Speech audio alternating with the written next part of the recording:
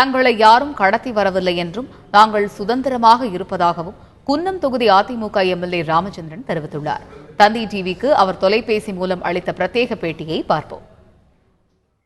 Sir வணக்கம் sir, தந்தி டிவில இருந்து ஸ்வாதி பேசுறேன் சார். வணக்கங்க சார். இப்போ அதாவது அதிமுகவோட எம்எல்ஏக்கள் எல்லாம் கடத்தப்பட்டிருப்பதாகவும் அவங்க எல்லாம் ஒரு தனிமைப்படுத்தப்பட்டு இருக்கிறதா ஒரு தகவல் வருது. இது தொடர்பா உங்க கருத்துக்களை சொல்லுங்க சார். இல்லைங்க, நாங்க சின்னம்மா தலைமையில் நாங்க ஆட்சி அமைக்கணும்னு சொல்லி ஒன்னா கூடி பேசி முடிவெடுத்தோம்.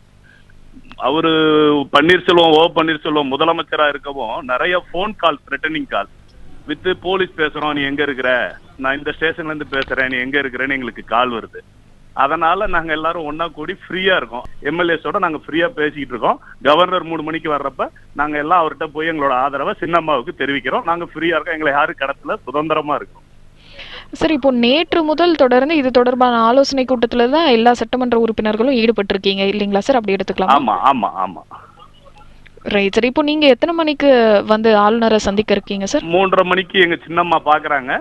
அவரு டேட் டைம் கொடுத்த உடனே இன்னைக்கு நாங்க எங்க ஆதரவு கடிதத்தை நேர்ல கொண்டு போய் கொடுக்கறோம். நாங்க எல்லாரும் அந்த சமயத்துல அனைத்து சட்டமன்ற உறுப்பினர்களுமே வருவீங்க இல்லைங்களா சார்? ஆமா ஆமா ஆமா.